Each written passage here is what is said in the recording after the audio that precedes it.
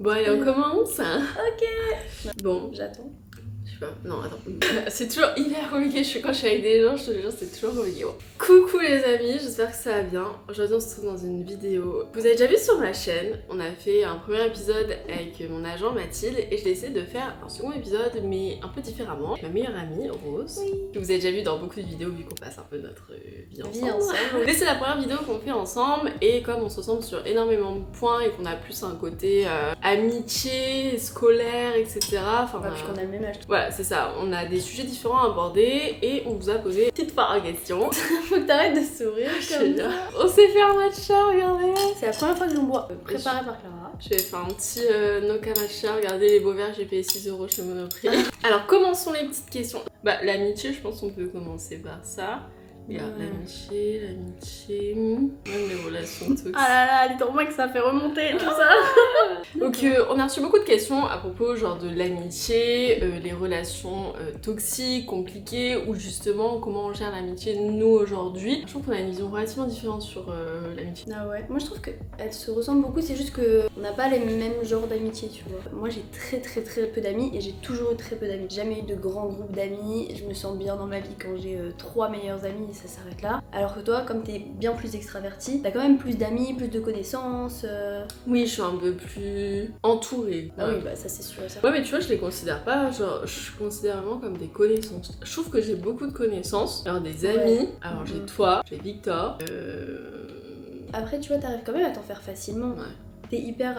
Je pense qu'on est avenantes toutes les deux, mais toi t'es bien plus ouverte, tu vas aller vers les gens, tu vas discuter. Regarde la voisine, vous êtes devenus BFF en 3 jours. Ouais, c'est vrai. Enfin, t'as pas de mal à te faire des amis. Là, au moins, c'est un processus qui prend du temps. Les gens de ma classe, il y a que à partir de un an et demi où je les connaissais que je pouvais les considérer comme mes amis. Vraiment du temps à venir. Et puis aussi le rapport, genre, on peut en parler, amitié fille-garçon, tu sais. Ah ouais. Enfin, t'as quasiment pas de potes garçons. Ah bah. J'en ai 2, c'est les 2 garçons de la classe. C'est des camarades de classe en fait, c'est ça. Voilà, oui. Enfin, c'est les 2 seuls amis garçons et c'est parce que je suis pas du tout entourée par des mecs. La seule période de ma vie où j'étais entourée par des mecs c'était au lycée. J'avais un groupe d'amis où il y avait des mecs. Au-delà de ça, j'en ai jamais eu. Après, j'ai aucun problème avec l'amitié fille-garçon. Il y a plein de gens chez qui l'amitié fille-garçon ça vient un peu trigger des petits trucs quoi. Et moi, à contrario, je suis grave ouverte à l'amitié fille-garçon parce qu'on parlait justement des amitiés toxiques. Moi, j'en ai eu quand j'étais plus jeune au lycée et notamment au collège avec mes meilleures amies. J'avais que des amies filles. Et en fait, faut se dire, mais souvent les filles entre elles, c'est des petites commères, c'est des petites pétards. Mais oui, c'est des garces, je suis désolée, mais alors des fois t'apprends des coups bas, t'es là, mais. Et souvent, bah c'est entre filles, tu vois. Oui, bah en fait, c'est parce que les garçons ils sont bien en prise de tête et ça fait un peu pique-me de dire moi je suis pote qu'avec des garçons parce qu'ils sont en prise de tête, mais c'est la vérité. Pas suffisamment parfois. Ouais, putain, des fois, un peu passif quoi. C'est vrai qu'aujourd'hui, en ayant eu les 2 amitiés, je me rends compte que c'est vrai que c'est beaucoup plus. Avec les mecs, tu vois. Mais tu vois, par exemple, nous on est des filles qui se prennent la tête, mais je sais qu'on va jamais se dire, parler. Je sais pas si tu te rappelles, elle parlait sur tout le monde. Ah ouais, elle parlait sur tout le monde. Et moi j'étais là, mais genre. Et après, on n'est plus jamais sorti avec elle. C'est pas possible. Non, mais voilà, il y a ce genre de personnes qui en fait ne font que critiquer les autres. C'est épuisant de passer son temps avec des gens qui critiquent en permanence. En vrai, nous on a une amitié quand même hyper saine, parce que là ça fait 2 ans qu'on se connaît, on s'est rencontrés à la rentrée de première année. On s'est jamais disputé, même quand nos visions elles divergent. On arrive à s'entendre, on se donne des conseils sans pour autant juger, jamais. Alors qu'on aurait pu, hein. Ah oui, voilà. Enfin, t'es jamais allé dans le jugement en fait, même si tu peux penser qu'elle abuse, mais tu vas toujours conseiller. C'est vrai que moi, mes amis, je ne juge jamais. Bah, après, si vos amis, logiquement, vous les jugez pas. Et je pars du principe qu'en amitié, il faut jamais dire à quelqu'un fais ci, fais ça. Ça doit toujours être un conseil. Et dans tous les cas, si la personne n'écoute pas votre conseil, il faut pas se vexer, il faut pas dire de toute façon, elle m'écoute jamais, si ça. Non, vous êtes amis, vous êtes meilleurs amis au-delà de ça. Bah vous allez la ramasser la petite cuillère. Je sais que je suis une des seules personnes qui peut être 100% genre cash avec toi et tu le prendrais pas mal. Ouais, c'est vraiment. Des fois je lui dis des trucs, il y en a ils me disent oh, pourquoi t'as dit ça Clara? Parce que je sais que je peux, mais parce que c'est bien dit aussi.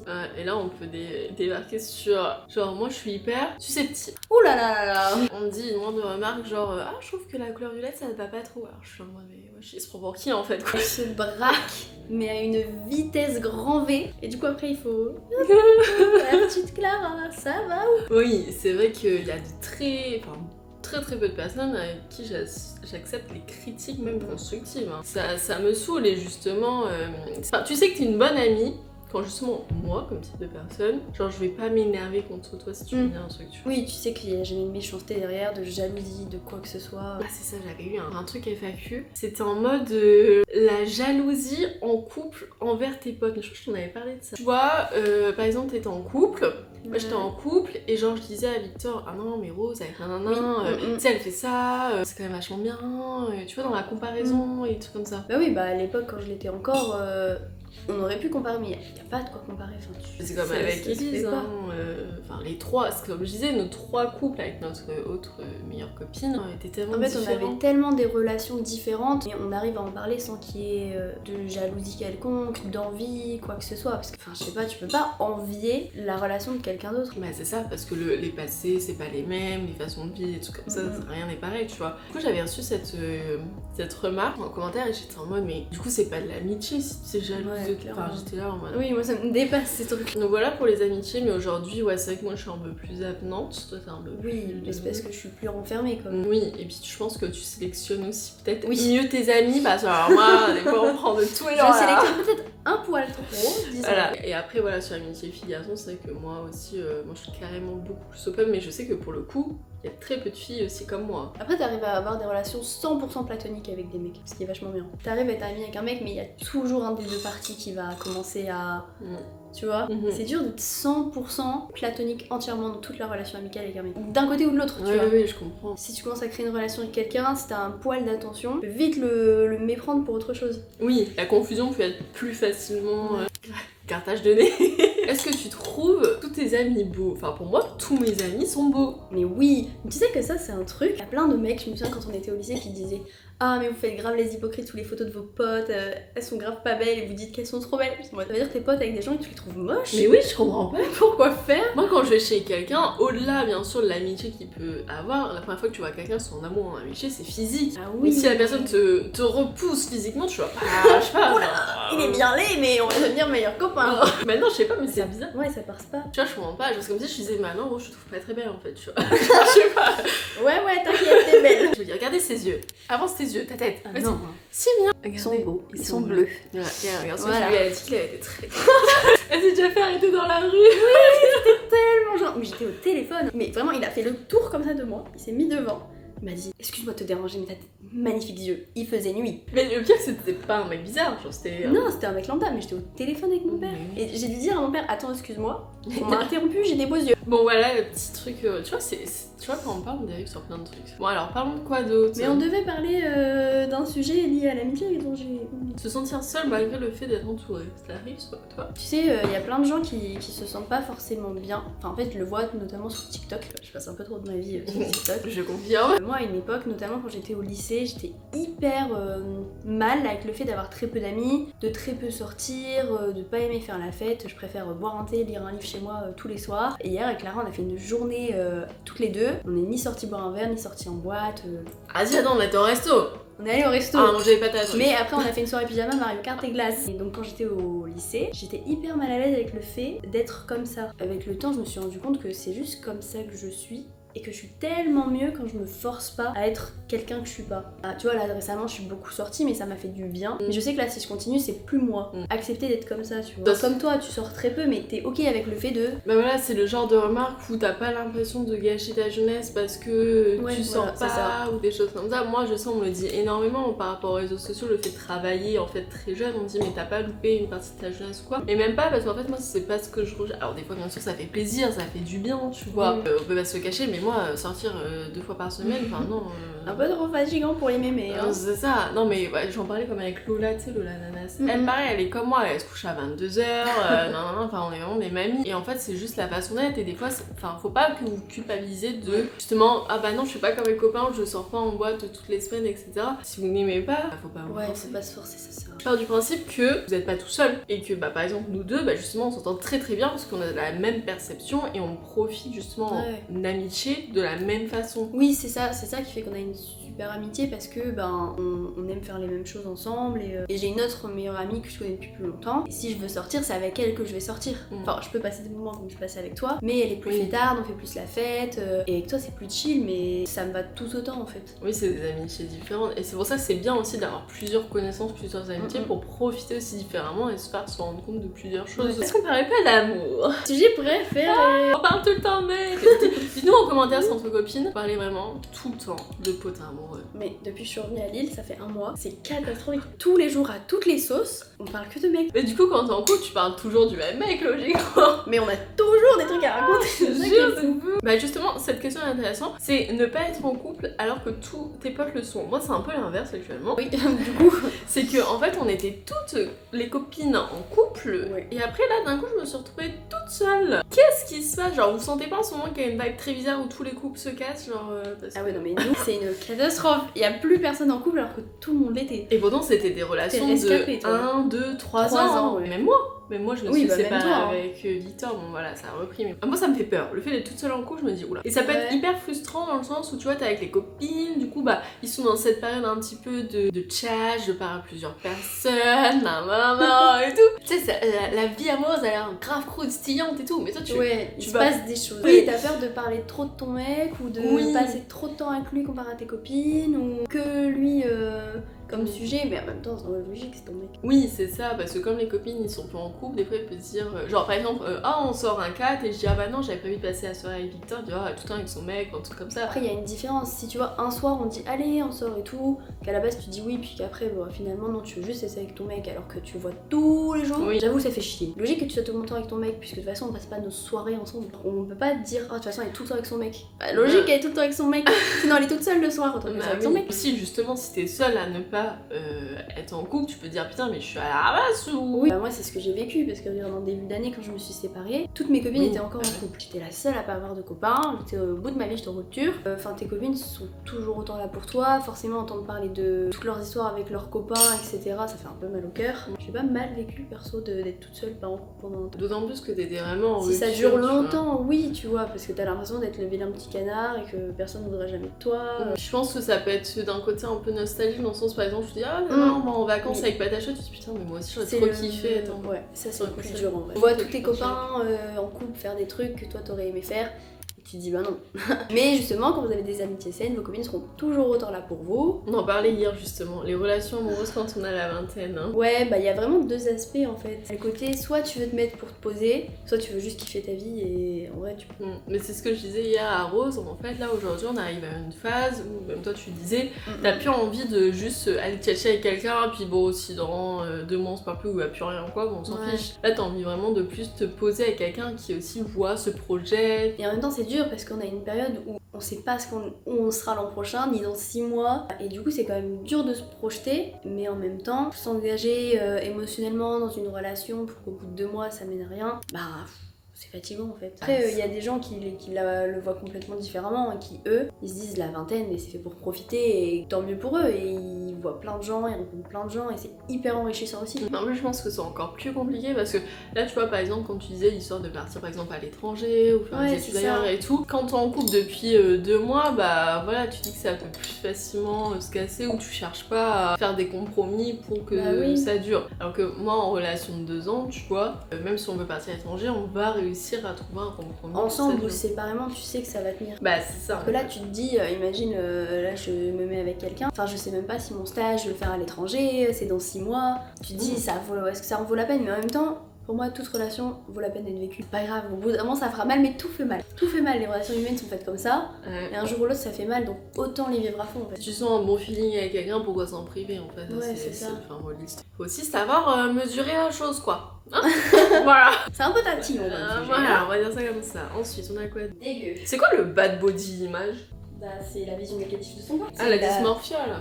Non, pas nécessairement la dysmorphie, juste le fait d'avoir une mauvaise image de soi, d'être très complexé, d'être très mal dans sa peau, et après ça mène à des troubles et machin. Depuis quand vous êtes meilleure amie? Depuis 2 ans. 2 ans. Je me suis assise à côté d'elle à l'école et on est devenu BFF direct. Voilà. Et en plus, elle me suivait depuis longtemps sur YouTube. Depuis sa toute première vidéo. Non, la deuxième. Et je savais qu'on serait copines. Et mine de rien, j'avais raison. Moi, je savais pas qu'elle me connaissait en fait. C'est genre 3 mois après. Ah, en fait, je te suis depuis ta deuxième vidéo sur YouTube. Bah non, mais j'étais trop gênée parce que y a des gens qui t'ont envoyé des messages en mode ah, on va être dans la même école. Moi, jamais de ma vie j'aurais fait ça. Trop mal à l'aise. Quand elle m'a dit bah, assieds-toi à côté de moi, j'étais en mode yes. Et c'est vrai que quand je t'en avais parlé, tu m'avais dit, mais t'es une fille aussi lambda, t'as besoin de vivre ta rentrée ouais, comme n'importe quelle personne, tu vois. T'arrivais, ah, t'es poil des rats et tout, je te suis depuis longtemps, on va être super copines, je te le dis, moi. Ça fait peur, tu vois. Oh, le malaise. Il y a le chat. Mais attends, il va faire des bêtises, le chat. Matou, viens avec maman. Il me déteste. Viens, Joujou. Viens voir, viens dire bonjour. Bonjour, la caméra. Et du coup, Baro, c'est sa tati. Oh. Voilà. Et elle est allergique au chat. Coucou. Voilà. Du coup, je tousse. Et du coup, les relations.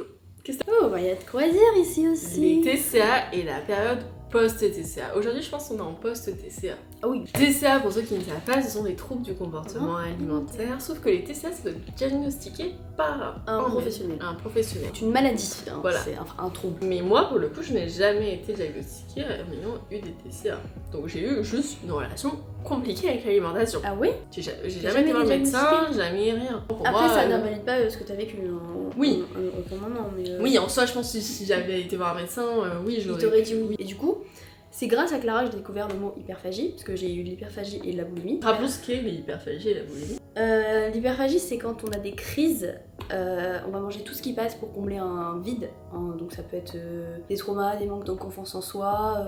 Il y a plein de choses qui peuvent rentrer en compte. Donc on a des crises et on mange tout ce qui passe, mais c'est même pas... Enfin, le corps, il peut même plus manger, il n'y a même pas de sensation de faim. C'est juste pour combler jusqu'à ce qu'on se sente très mal. Hyperphagie, il n'y a pas de comportement compensatoire. Là où la boulimie, tu compenses avec soit du sport en excès, il y a des gens qui prennent des cachets, il y a des gens qui se font vomir. Et du coup, hyperphagie, j'ai découvert grâce à Clara, parce que t'en as parlé dans une vidéo. Et à l'époque, c'est exactement ce que je traversais. Comme j'allais voir une psy, je lui en ai parlé. Le problème, c'est que c'était une psy qui n'était pas compétente dans le domaine. Et quand j'en ai parlé, elle m'a donné des conseils qui me semblaient absurdes et qui ne réglaient pas du tout ma situation. Du coup, j'ai arrêté d'y aller. Et en fait, ça s'est aggravé après, ça s'est transformé en boulimie. Où tu compenses. Avec du sport à l'excès. On parlait avec d'autres, parce qu'aujourd'hui, de plus en plus de personnes sont touchées par ça. Et en fait, on se rend compte que on peut pas en parler à une personne qui n'a pas vécu, tu vois. La personne ne comprendra pas, etc.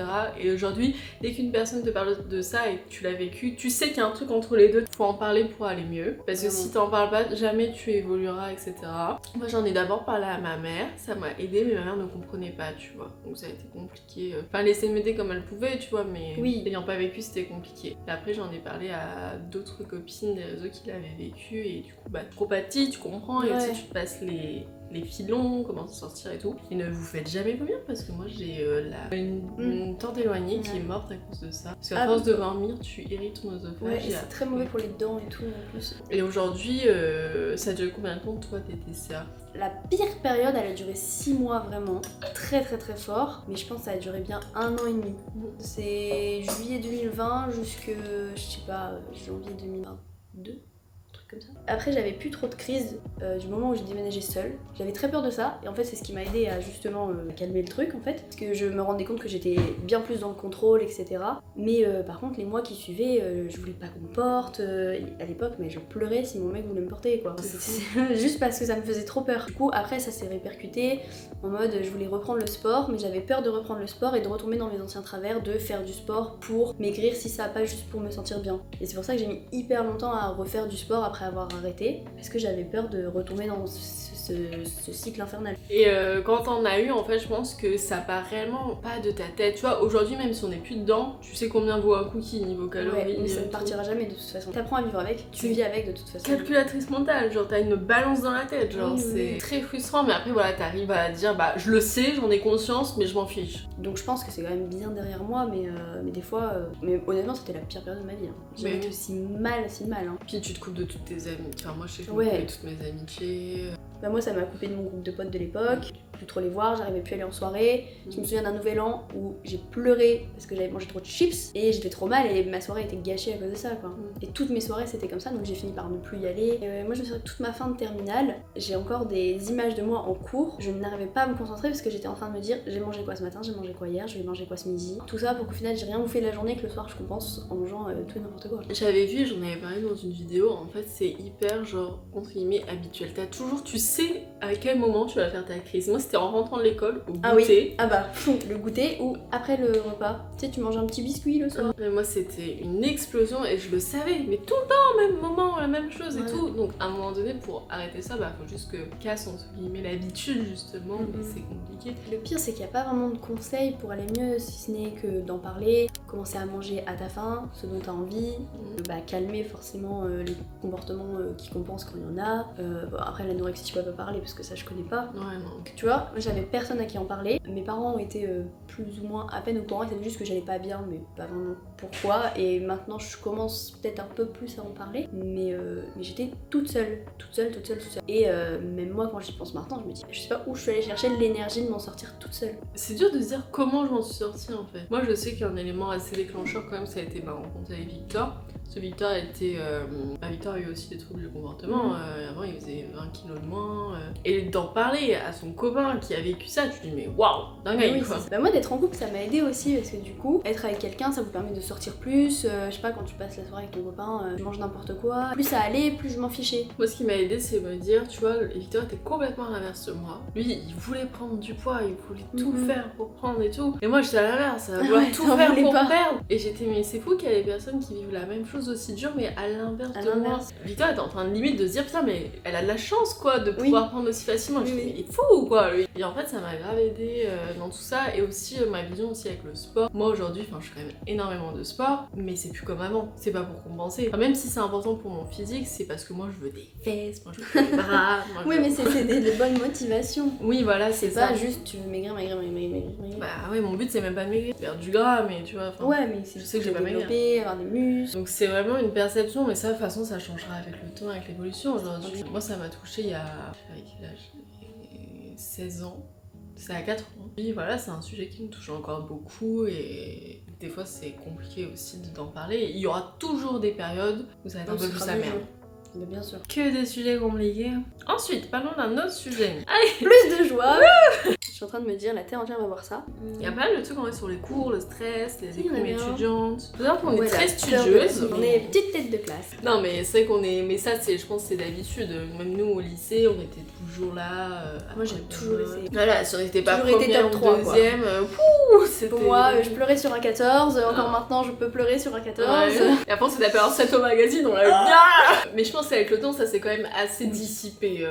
Oui, en études supérieures, on est quand même un peu plus relax. Comme au lycée, t'as les félicitations, la mention très bien, je sais pas quoi, t'as dit tu passes. Même encore maintenant, je me dis à quoi bon faire un truc si c'est pas pour le faire à fond. Autant je me donne à fond, même si je sais que je passerai, que j'ai 11 ou 16 de moyenne. Je préfère me donner à fond, vraiment apprendre. Je sais pas, c'est motivant. Après, moi je suis une personne qui aime l'école. Je suis studieuse, mais j'aime l'école, ça m'a jamais dérangé d'y aller. La validation académique, c'est mon dada, donc. On a toujours eu des moments quand même là. Enfin, il y a quelqu'un qui parlait de déprime étudiante. Moi, je vois pendant par exemple le magazine. Mais alors, je sais pas trop ce que c'était, mais alors c'était un truc. C'était un mental breakdown sur 5 mois. C'était vraiment très compliqué. Enfin, c'était une pression, mais je crois que j'ai jamais eu autant de pression par rapport à un truc. Et je pense que toutes les deux, on a autant peur de l'échec et une grande pression à réussir. Mais le truc, c'est qu'on se l'impose par nous-mêmes parce que je pense que tes parents t'ont jamais mis la pression sur les cours. Moi non plus. La mauvaise note c'était pas grave et on m'a jamais demandé d'avoir des super notes. Mais comme dès le début j'en avais et que j'avais des facilités, je partais du principe qu'il fallait que je sois trop forte, que je sois la meilleure et c'est un truc, ça fait du mal et ça a du mal à partir. C'est même pas la peur de rater, c'est la peur de j'ai pas fait le meilleur travail. De décevoir, se décevoir. Oui, parce qu'en soi personne ne sera jamais réellement déçu. Ouais, la peur de l'échec, la peur de... Parce qu'en plus là, en plus on est en études sup, on arrive en troisième année, donc là ça va vraiment se décider de comment se démarquer par rapport aux autres, parce que les écoles de commerce, com et marketing, les élèves, il y en a à foison. Dans les masters, il faut quand même se démarquer. Et comment tu te démarques aujourd'hui? Ça, c'est une réalisation. Genre, dans ce genre d'études, t'as beau avoir 18 de moyenne, tout le monde s'en fiche. Bah oui, ça, tu vas te démarquer. En fait. T'as une super personnalité, une bonne approche, que t'aies fait 2-3 trucs dans ta vie et hop. Mais c'est vraiment ce que tu vas faire à côté, c'est quel est ton point fort, tu vois. Aujourd'hui, toi, par exemple, ton point fort, c'est aussi, par exemple, l'anglais. Tu parles quand même très bien anglais. T'as cette facilité de même synthétiser et genre se sortir un truc élaboré, tu vois. Moi, point fort, ça va être le beau. Alors, moi, qui fait pas tellement esthétique. C'est Clara. Non, puis même, t'as tout ce côté grande connaissance des réseaux. Oui, la communication en fait. Et je sais qu'aujourd'hui je continue aussi les réseaux parce que même pour mon CV plus tard, Victor me dit oui mais non mais les employeurs ils vont pas te prendre parce que t'es sur les réseaux. Bah bien sûr que si. Mais bien sûr que si, là mon stage j'ai eu pourquoi? Parce que j'étais créatrice de contenu. Enfin quand tu montres aux gens je suis pas une influenceuse ou j'en ai rien à foutre tu vois. Moi aujourd'hui j'investis énormément, je prends vraiment ça au sérieux. Mais de toute façon, je pense que tu le sais et Hugo on te l'a déjà dit, avec les copines ou même tous les gens de la classe, on est hyper admiratifs de à quel point t'arrives à gérer les deux. T'as autant que nous à faire, c'est-à-dire suivre les cours, faire les travaux, gérer les projets, penser à ton avenir, chercher les stages, et à côté de ça t'arrives à développer tous tes réseaux. Et on est tous admiratifs de à quel point t'arrives à le gérer. Ouais c'est fou parce que bah moi je m'en rends pas compte tu vois, moi je vais à l'école, j'ai la petite vie et tout. Fait sa petite live, sa petite vidéo, sa petite miniature, mais... Enfin si vous êtes à côté de Clara en cours, elle tape le cours, elle slide, elle est sur le logiciel de montage, elle slide, elle fait la miniature, elle slide, elle retape le cours. Moi j'arrive déjà pas à taper le cours, et elle fait tout ça. Mais tu sais que moi je le... Enfin c'est un point fort mais d'un côté je le vois un peu comme un... Pas un point faible mais tu peux pas être à 100% focus si t'as plein de trucs à faire. Oui. C'est vrai que des fois t'as trop de trucs à faire. Mais oui, genre moi je suis jamais à 100% dans mes études, mais je suis jamais à 100% parce que y a autre chose qui me plaît encore plus à côté. Tu vois. T'es toujours la première à avoir fini ton travail, la première à avoir fait ci. Elle est d'une efficacité, mais d'une efficacité assez folle. Je t'envie là-dessus. Bah non, on n'envie pas les copines. Mais non, il pas les copines. Oui. Non, mais t'es tellement efficace, t'arrives tellement bien à te concentrer. Genre en 2 temps 3 mouvements, elle a fini un truc alors que moi il me faut 100 ans pour le faire. Que je réfléchis trop. Elle, hop, basta. Mais tu sais que je l'ai remarqué, à chaque fois je dis qu'est-ce qu'elle est longue à faire ce truc, pourquoi elle se prend trop la tête comme ça? Elle se prend la tête en permanence quoi. Tout le monde s'en fout. Pour un mot, pour une virgule, pour un détail. Oui, c'est ce qui fait aussi que tu excelles dans ce que tu fais. On n'a rien à reprocher à Rose sur ses travaux parce que alors, oui, tout est pensé dans les 20 détails. Anecdote, il y a 2 semaines j'ai dit à Rose je peux venir chez moi cet après-midi, je dois nettoyer ma salle de bain. Vous voyez, c'est ça l'amitié saine. J'ai passé 2 heures chez elle à faire le ménage, ça m'a même pas semblé bizarre. Et quand on l'a dit aux gens, ils ont fait pourquoi t'as fait ça? Pourquoi t'as fait ça? Bah, je sais pas, c'est ma copine, je fais son ménage. Et du coup, elle m'a teaché. Elle m'a appris genre comment bien nettoyer ma salle de bain. Pour parler aussi du master, tu vois, là on est en pleine prise de tête parce que là le master faut le choisir en janvier quoi, même pas. C'est un peu un tournant de nos études et on a l'impression que toute notre vie repose sur nos épaules. Et c'est pas le cas, mais on se met une pression folle parce qu'on a un projet d'année, on a un stage à trouver, on a un master à trouver. Est-ce qu'on a vraiment envie de faire un master? On va le faire où? Et si, et ça, et c'est tellement d'interrogations et c'est tellement épuisant. Et j'arrive pas à m'y mettre, tu vois, du coup ça me stresse. Quand tu vois que les masters en fait, si tu veux avoir juste le papier, bah tu payes 40 000 € ton année, t'es là. Genre le jour je disais ouais, niveau économie, j'ai du mal à faire des économies, t'as quelqu'un qui m'a mis en commentaire. Bah pourquoi tu vas pas à la fac? Parce que j'ai dit oui, je dois claquer 8 000 € dans mes études. Je me dis bah pourquoi tu fais pas des études gratuites? Parce que ces études que tu veux faire, c'est celle-là. Bah c'est ça, voilà. Mais en fait, moi ça me sidère, c'est que oui, aujourd'hui t'as la fac où c'est pas gratuit, mais c'est quand même beaucoup. Quasiment comparé aux écoles privées. Et surtout que le pire c'est que dans les écoles privées, quand les grandes écoles de commerce, on branle rien. Oui, genre, non, rien. nous on peut pas se plaindre. Non. Certes on paye l'année. L'école est assez récente, mais on a des semaines de cours hyper chargées, ils sont quand même assez exigeants. C'est pas 3 jours de cours par semaine et on glande rien. Ouais. Nous on y va, on taffe. On a quand même beaucoup de cours. Même l'année dernière, regarde. Oui, l'année dernière c'était vraiment très très rare par contre. Vraiment, on faisait des fois des 8h, 19h. Personne va vouloir faire la deuxième année. Non, vraiment, je vous le dis, c'était vraiment pas fou. Et quand je vois, j'ai des potes en grandes écoles de commerce qui ont vraiment 2 jours de cours par semaine et c'est des vidéos leurs cours. Je suis là, non mais de où tu payes 15 000 € l'année pour ça? Oui. Mais c'est juste le papier après à la fin, donc c'est sûr. Mais voilà, il y a cette grande remise en question. Est-ce qu'on fait un master? On le fait où? Est-ce que ce qu'on fait ça nous plaît? Qu'est-ce que je veux faire de ma vie? Est-ce qu'on fait une année de césure? Est-ce que je vais arriver à reprendre si je me coupe? Donc c'est une grande remise en question qu'on doit choisir là pendant 2 mois. Donc... Vous n'êtes pas tout seul. On vous a donné aucun conseil, mais on est aussi perdu que vous. Voilà. Mais même toi, tu vois, dans tes vidéos, les gens te voient toujours... Enfin, maintenant, moi, je pense que tu parles beaucoup plus, mais les gens te voient tout le temps travailler, ça, machin, hyper studieuse, belle note, petit diplôme de magazine et tout, machin. Et c'est vrai que sur le moment, tu peux te dire, bah... La vie est belle, la vie est simple. Elle gère trop. Genre, elle a aucun stress, elle réussit. Pas du tout. Genre, c'est une grande angoissée de la vie. Elle est stressée aussi, elle a peur de pas réussir, elle révise beaucoup. Enfin, c'est pas tombé du ciel non plus. C'est des larmes, mais des larmes. Ah oui, mais qu'est-ce qu'on a chialé aussi, que soit de pleurs, de joie à la fin. De joie à la fin, heureusement. 1 heure avant, on connaissait pas notre texte. Oui, il faut pas croire, hein. On est comme tout le monde aussi. On fait des trucs à l'arrache, on sait pas ce qu'on fait. On y va, mais c'est pas on sait pas. Je pense qu'aujourd'hui, la pression des études, elle existe vraiment. Bien sûr qu'elle existe, je pense même on en souffre de plus en plus parce que, enfin moi je me vois notamment au lycée, j'ai jamais été aussi mal de ma vie. J'allais tous Ouais. les jours à l'infirmerie, mais à un moment, j'avais des plaques de stress, des boutons, j'avais mes bras en sang. Lié aux études. Liées aux études, parce que la pression était énorme, parce que tous les jours, genre, j'avais le cours, j'avais ma fiche postale à côté, on n'écrivait pas, je faisais ma fiche postale, j'étais putain, genre vraiment. Oui, tu perds la tête, non, il faut être organisé. Et quand t'es de nature très stressée, anxieuse, parce qu'il y a des gens qui en parlaient tout à l'heure là dans tes anxiété. questions, c'est dur de relativiser, c'est tellement dur. Mais c'est vrai que quand tu relativises, que tu prends un peu de recul, tu te rends compte que ça va en fait. C'est pas grave, tu joues pas ta vie non plus. Et moi je sais qu'avant, du coup, je pense comme toi au lycée, c'était ça avant tout. Ça avant tout, la réussite avant tout. Et avec plein de choses qui se sont passées, maintenant je priorise, du coup, la santé mentale, bien plus. Et je sais que cette année, je vais essayer de le faire un maximum par rapport au projet, anticiper, parce que moi je procrastine tellement. Oh, Il ça, faut c'est relativiser, vrai. il Alors, faut anticiper. Mais moi je te comprends J'ai pas. l'impression de ne pas être légitime, parce que quand je vois les gens qui travaillent, et Toi tu l'as une fois, c'est bon. moi j'ai même pas lu le cours, j'ai écouté le cours, j'ai fait 3 fois le QCM. C'est parce qu'on n'a pas des études non plus. Oui, on est pas Ce en qu'on danger apprend, quoi. c'est pas très dur, et j'ai écouté le cours, bah ça c'est appris. Mais ouais, des fois je suis là en mode, je devrais travailler plus, mais j'ai pas la capacité de faire mes travaux en avance. Là, Je suis là à 1h du matin, on a cours à 9h, je finis le PowerPoint. on va faire finir la vidéo ici. Hein. J'espère que ça vous aura plu cette vidéo 2, d'aborder des sujets différents de ce qu'on a abordé dans l'épisode 1. N'hésitez pas à nous suivre parce qu'on va partager un max de choses sur notre projet d'année. Oui, on va vous inclure beaucoup. Voilà. On va vous mettre des petites questions déjà là pour choisir le pays, c'est vous qui l'avez choisi, Voilà. pas nous. Donc suivez-nous, on va réaliser donc un pop-up, vous pourrez venir si vous voulez, donc suivez-nous Voilà. sur Insta. Moi les amis, suivez-moi sur Insta, sur TikTok si c'est pas fait, mettez un petit commentaire bienveillant parce que pour l'algorithme c'est important. Et dites-nous aussi si vous voulez une partie 2, soit avec un autre invité, soit pour continuer là-dessus. Et puis nous, on dit à la prochaine, prenez soin de vous. Bisous. Bisous. Au revoir. T'es flou.